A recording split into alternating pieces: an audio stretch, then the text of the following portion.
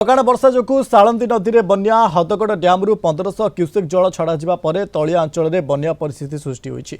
सालंदी नदीर लंजातर 60 फुटर घाई होती, जहाँफल जाईबिलणा बारो कुबेरा आदि पंचायतर शह शह हेक्टर चाष जमी में बन्या जल प्रवेश करा चाषी धान तली सबू नष्ट हो जाइछि।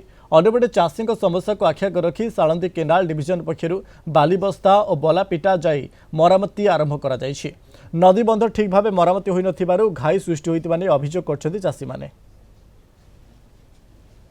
ये घाईटा आज्ञा पहर दिन राति 3टार कि 4टार भांगी आम कहीं देखी ना।